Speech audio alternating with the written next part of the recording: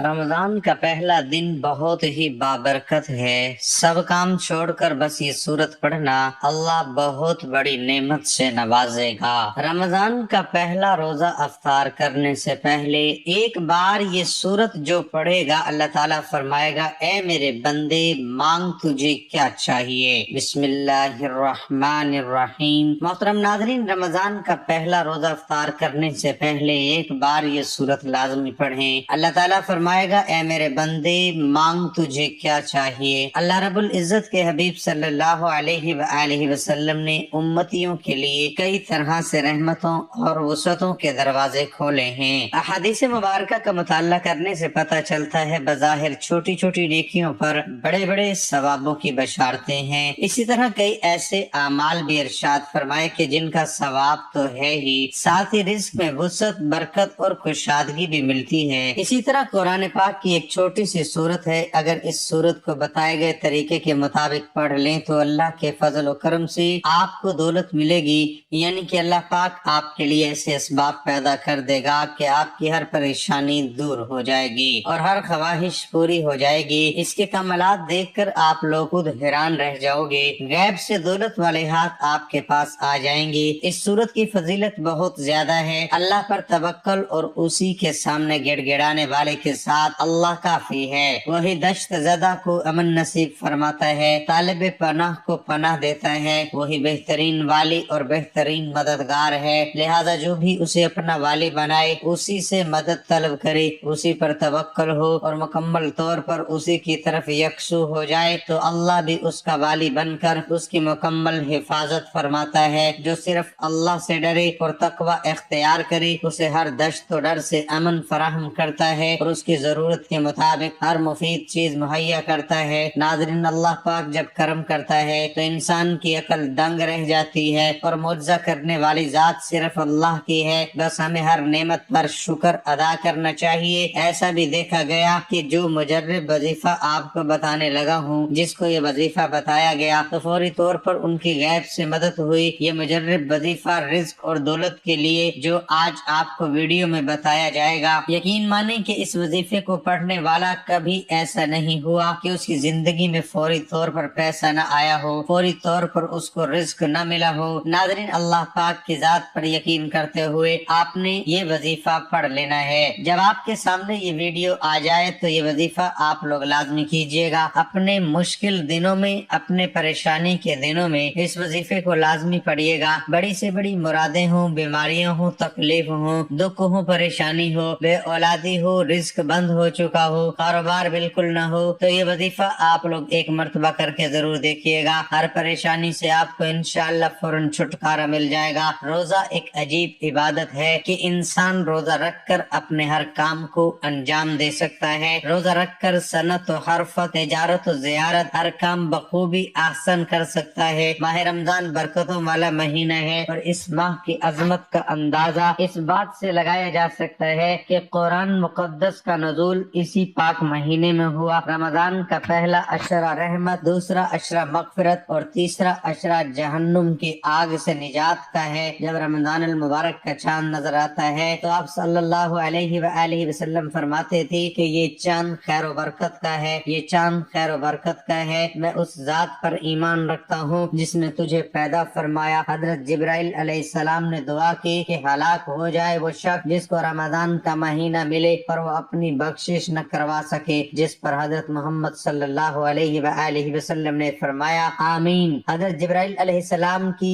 ये दुआ और इस पर हजरत मोहम्मद सल्लल्लाहु अलैहि वसल्लम का आमीन कहना, इस दुआ से हमें रमजान की अहमियत को समझ लेना चाहिए। रोजा वो अजीम फरीजा है जिसको रब्बे जुल जलाल ने अपनी तरफ मंसूब फरमाया है और कयामत के दिन रब ताला इसका बदला और अजर बगैर किसी वास्ते की बजाते खुद रोजेदार को अनायत फरमाएंगे। खुदावंद करीम ने अपने बंदों के लिए इबादत के जितने भी तरीके बताए हैं उनमें कोई न कोई हिकमत जरूर पोशीदा है। नमाज खुदा के विसाल का जरिया है। इसमें बंदा अपने माबूद हकीकी से गुफ्तगू करता है। बाइनी रोजा भी खुदा ताला से लो लगाने का एक जरिया है। हदीस पाक में है कि रमजान शाहरुल्लाह, रमजान अल्लाह ताला का महीना है, जिसे पता चलता है कि इस मुबारक महीने से रब रब्बे जुल जलाल का खसूसी ताल्लुक है, जिसकी वजह से ये मुबारक महीना दूसरे महीनों से मुमताज और जुदा है। हजरत जाबिर बिन अब्दुल्ला रजी अल्लाह ताला अन्हु से रिवायत है कि हजूर सल्लल्लाहु अलैहि वआलिहि वसल्लम का फरमान है कि मेरी उम्मत को माह रमजान में 5 चीजें ऐसी अता की गई जो मुझसे पहले किसी नबी अलैहिस्सलाम को न मिली। पहली ये कि जब रमजानुल मुबारक की पहली रात होती है तो अल्लाह ताला उनकी तरफ रहमत की नजर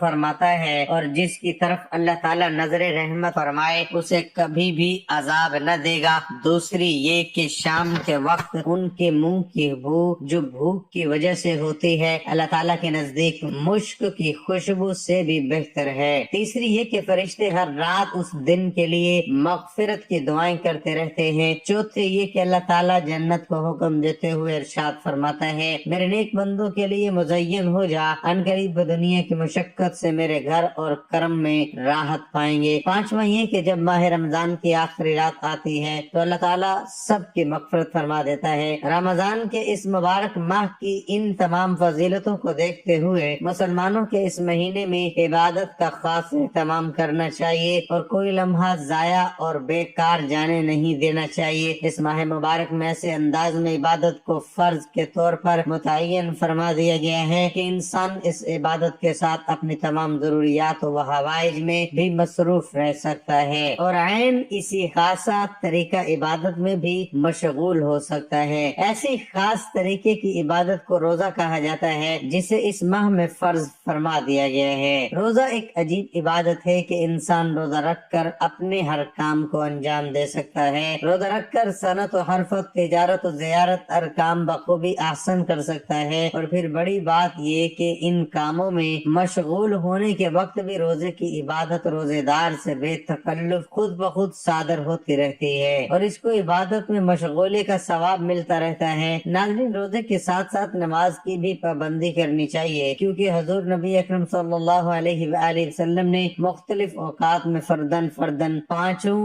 नमाजों की फजीलत बयान फरमाई है। फजर और इशा की फजीलत का जिक्र करते हुए हजूर सल्लल्लाहु अलैहि वसल्लम ने फरमाया, जिस शख्स ने ठंडे वक्त की 2 नमाजें अदा की वो जन्नत में दाखिल होगा। औलादे उलन फजर की नमाज का खुसूसियत के साथ तज़किरा इसलिए किया गया कि उस वक्त इंसान पर नींद का गलबा होता है। हवा के खुशगवार झोंके उसे थपकियां दे देकर ख्वाब के शीरी की आगोश में ले जाते हैं और शैतान हर हरबे से इसे गफलत की नींद पड़ा रहने पर उकसाता रहता है। एक बंदा खुदा मीठी नींद और आराम को तर्क करके बिस्तर से नमाज के लिए उठ खड़ा होता है तो शैतान की सारी मेहनत औकारत जाती है। दूसरा इशा का वक्त है, जब इंसान दिन भर की थकन से चूर, खाना खाते ही बिस्तर राहत पर दराज होना चाहता है और शैतान हेलों बहानों से उसे इशा की नमाज पढ़ने से बाज रखने की कोशिश करता है। लेकिन बंदा खुदा नफसानी ख्वाहिशात और शैतान के हरबों के बावजूद बारगाहे इज़्ज़ी में नमाज के लिए हाजिर होकर शैतान के सारे अज़ाइम खाक में मिला देता है। हजूर नबी अकरम सल्लल्लाहु अलैहि वसल्लम का इन 2 औकात के इबादत गुजार बंदों को जन्नत की बशारत देना इस हिकमत के बिना पर है कि जो शख्स फजर और इशा की नमाज की अदायगी को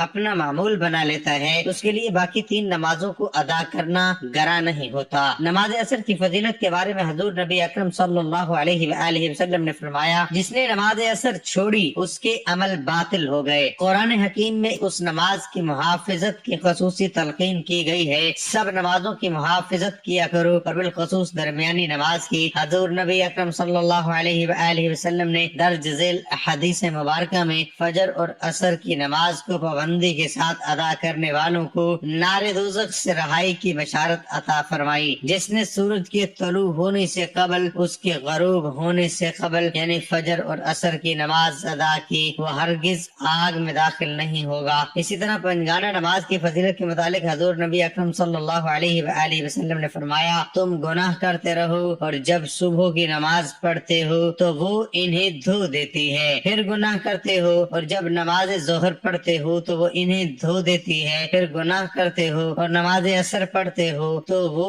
इन्हें धो देती है, फिर गुनाह करते रहते हो और जब नमाज मगरिब पढ़ते हो तो वो इन्हें धो देती है, फिर गुनाह करते रहते हो, जब नमाज इशा पढ़ते हो तो वो इन्हें धो डालती है, फिर तुम सो जाते हो اور بیدار ہونے تک تمہارا کوئی گناہ نہیں لکھا جاتا۔ کہتے ہیں کہ جب رمضان کے قریب آتے ہیں تو رب رحمت الہی کے اشتہاق میں رسول پاک صلی اللہ علیہ وآلہ وسلم کی تڑپ پڑ جاتی ہے۔ رمضان کے 2 ماہ بیشتر رجب سے آپ صلی اللہ علیہ وآلہ وسلم کے ہاں رمضان کا تذکرہ شروع ہو جاتا، جیسا کہ ایک روایت کے مطابق حضور اکرم صلی اللہ علیہ وآلہ وسلم رجب کے مہینے میں یہ دعا مانگا کرتے تھے کہ اے اللہ ہمیں رجب اور شعبان میں برکت نازل فرما اور ہمیں رمضان نصیب فرما۔ جب رسول پاک صلی اللہ علیہ وآلہ وسلم شعبان کے مہینے میں داخل ہوتے تو یہ شوق مزید بڑھ جاتا اور آپ شب و روز گویا رمضان جیسا رنگ اختیار کر لیتے، اور آپ صلی اللہ علیہ وآلہ وسلم کی تڑپ کا اندازہ اس حدیث سے ہے جس میں حضور صلی اللہ علیہ وآلہ وسلم رمضان کے انتظار میں شعبان کے دن گن گن کر گزارنے کی تاکید فرمائی۔ حضرت عبداللہ بن عمر العاص رضی اللہ تعالی عنہ سے مروی ہے کہ حضور نبی اکرم صلی اللہ علیہ وآلہ وسلم سے مروی ہے کہ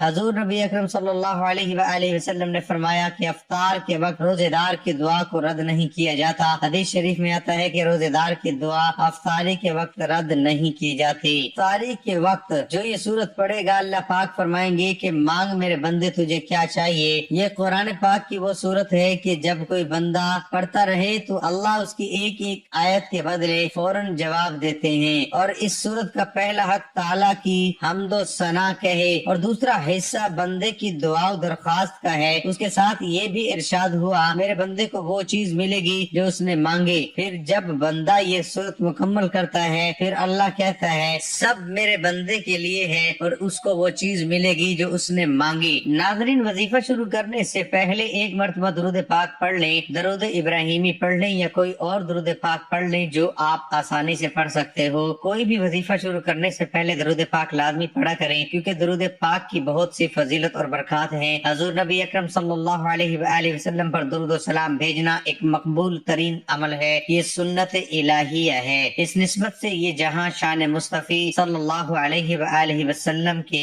بے مثل ہونے کی دلیل ہے، وہاں اس عمل کے خاص فضیلت بھی حسین پیرائے میں اجاگر ہوتی ہے کہ یہ وہ مقدس عمل ہے جو ہمیشہ کے لیے لازوال، لافانی اور تغیر کے اثرات سے محفوظ ہے، کیونکہ نہ خدا کی ذات کے لیے فنا ہے نہ آپ صلی اللہ علیہ وآلہ وسلم پر درود و سلام کی انتہا۔ اللہ تعالیٰ نہ صرف خود اپنے حبیب مکرم صلی اللہ علیہ وآلہ وسلم پر درود و سلام بھیجتا ہے بلکہ اس نے فرشتوں اور اہل ایمان کو بھی پابند فرما دیا ہے کہ سب میرے محبوب پر درود و سلام بھیجیں۔ اس لیے قرآن حکیم میں ارشاد باری تعالیٰ ہے بے شک اللہ اور اس کے سب فرشتے نبی مکرم صلی اللہ علیہ وآلہ وسلم پر درود بھیجتے رہتے ہیں۔ اے ایمان والو، تم بھی اس پر درود بھیجا کرو اور خوب سلام بھیجا کرو۔ اسی طرح درود و سلام کے فضائل اور دینی و دنیاوی مقاصد کے حصول میں اس کی برکات مستند روایات سے ثابت ہے۔ حضور نبی اکرم صلی اللہ علیہ وآلہ وسلم نے فرمایا میرے پاس اللہ تعالیٰ کی طرف سے آنے والا آیا اور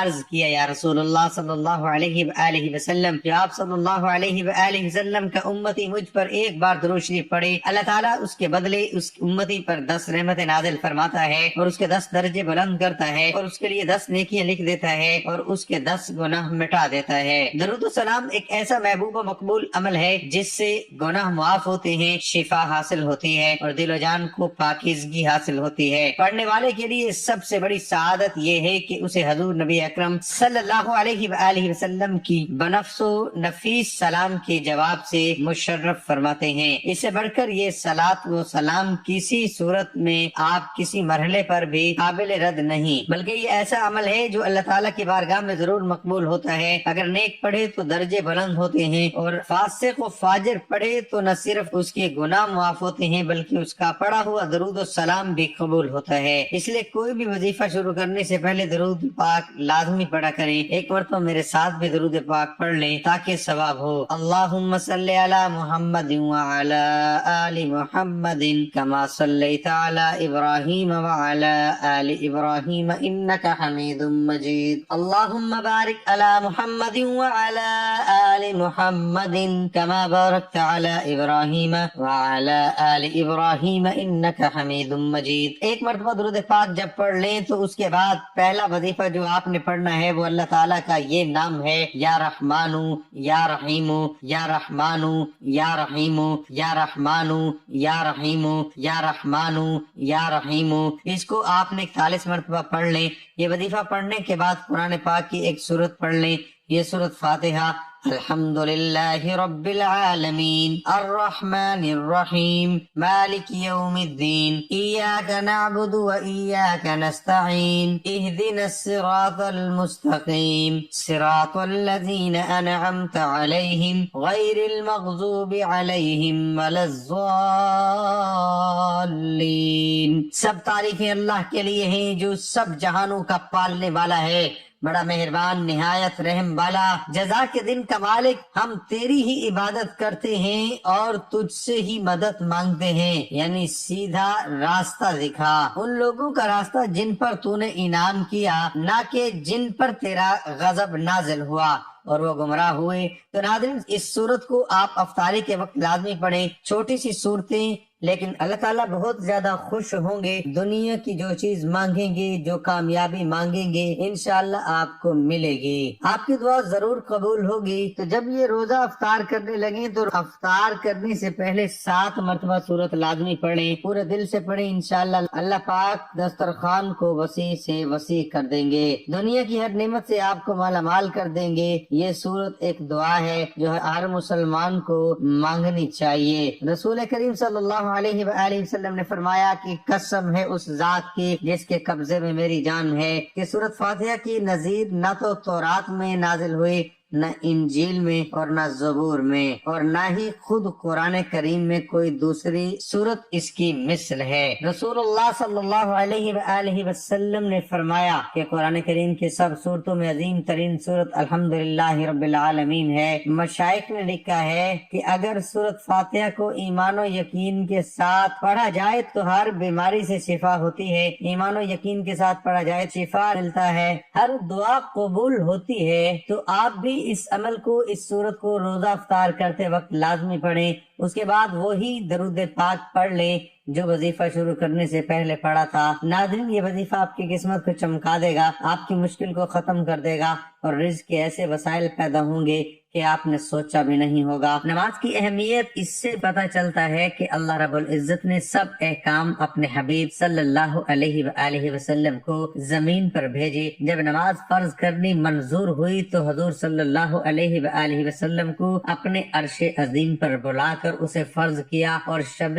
اسراء یعنی معراج کی رات میں یہ تحفہ دیا کہ بے شک نماز مومنوں پر اپنے مقررہ وقت میں ادا کرنا فرض ہے، کہ نماز قائم کرو اور زکوٰۃ دو، اپنے رب کی اس وقت عبادت کر جب تک کہ تیری موت نہ آ جائے۔ اس طریقے سے اللہ تبارک و تعالیٰ نے پورے قرآن میں مختلف مقامات پر مختلف طریقوں سے 186 مرتبہ اپنے بندوں کو نماز قائم کرنے کا حکم دیا ہے، کیونکہ نماز تمام برائیوں سے روکتی ہے، جیسا کہ قرآن مقدس میں ذکر ہے ترجمہ کہ بے شک نماز تمام برائیوں اور برے کاموں سے روکتی ہے۔ اللہ تعالیٰ اپنے بندوں کو نماز پر پابندی کرنے کی تلقین اس لیے کر رہا ہے تاکہ اس کے بندے ضلالت و گمراہی کے دلدل میں نہ پھنسیں اور حق کی راہ پر گامزن رہے، تمام تر اختلافات اور مصیبت سے بچتے رہیں۔ اگر آپ قرآن مقدس کی تلاوت کریں گے تو بے شمار آیات آپ کو ایسی ملیں گی جو نماز کی فرضیت پر دلالت کرتی ہیں، اور آپ جان لو گے کہ بے شک نماز ہر حال میں فرض ہے اور اس سے بچنے کا کوئی چارہ کار نہیں۔ حضرت عقبہ بن عامر رضی اللہ تعالی عنہ سے روایت ہے،